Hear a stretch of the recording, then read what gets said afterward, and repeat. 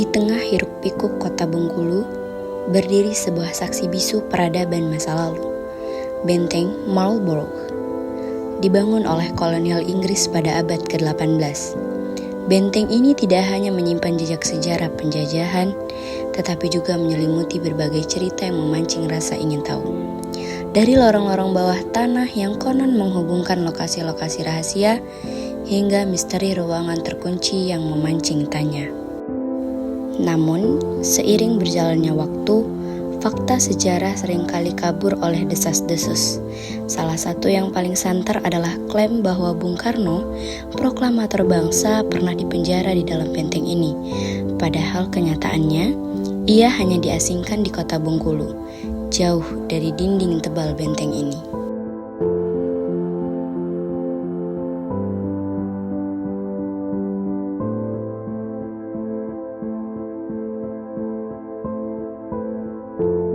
Assalamualaikum warahmatullahi wabarakatuh.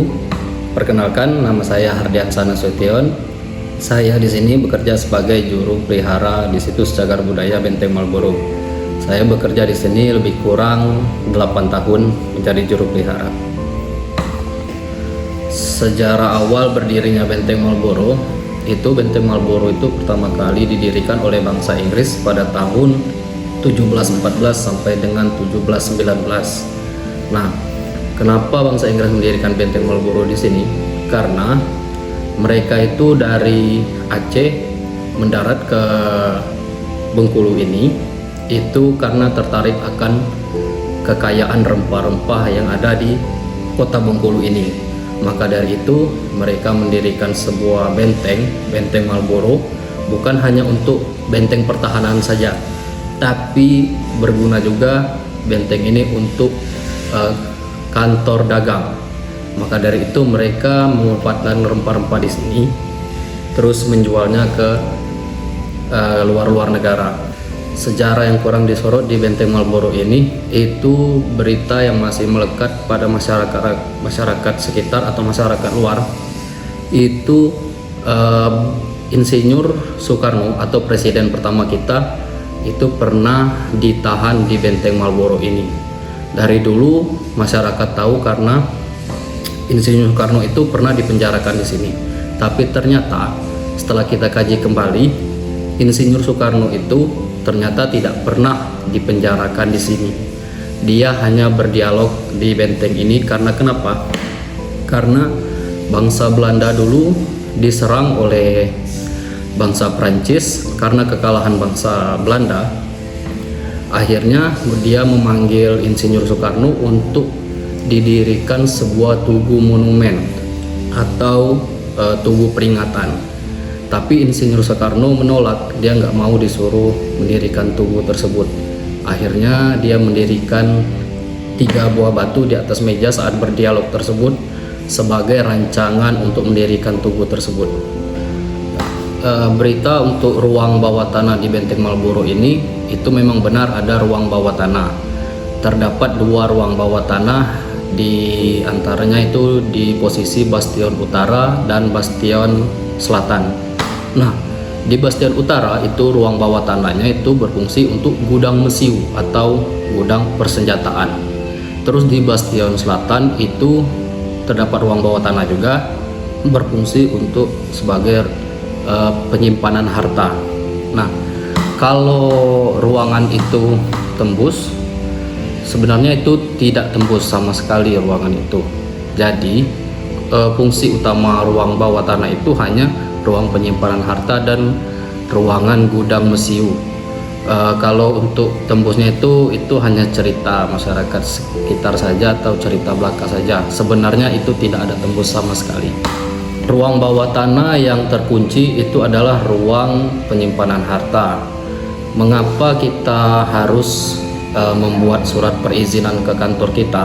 Karena ruang bawah tanah tersebut itu di dalam itu hampa udaranya tipis.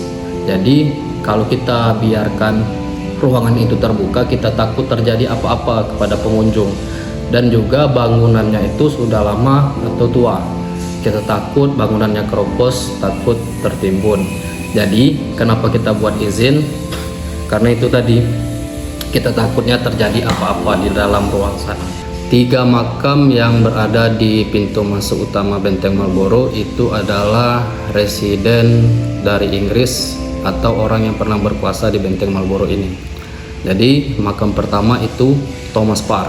Thomas Parr itu adalah residen Benteng Marlborough dulunya. Terus 2 makam lagi itu adalah ajudannya, Robert Hamilton sama Charles Murray. Jadi mereka bertiga itu dimakamkan di sini karena prestasi mereka atau karena ide-ide mereka telah membuat masyarakat sekitar Bengkulu ini bisa bekerja di dalam sini.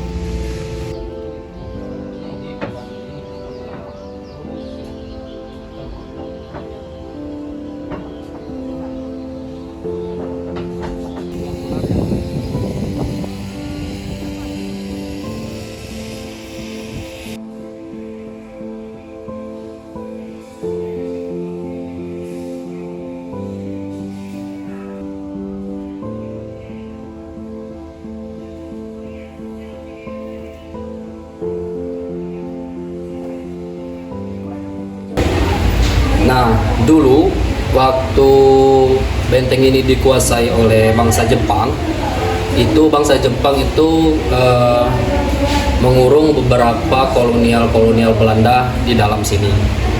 Nah, jadi kolonial Belanda pada saat itu ibarat kata nggak ada kerjaan, jadi beliau membuat sebuah kompas menggunakan buku, dan di sampingnya itu terdapat tulisan Belanda yang isinya itu curahan hati orang yang dikurung tersebut.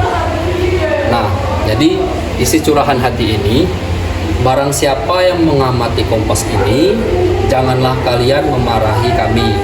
Karena kenapa? Karena waktu dan tempatlah yang membuat kami sengsara di dalam sini. Benteng Marlborough bukan hanya saksi bisu sejarah kolonial, tetapi juga pengingat bahwa sejarah harus terus digali, diluruskan, dan dijaga, agar generasi mendatang tidak hanya mewarisi bangunan megah ini, tetapi juga kebenaran di baliknya.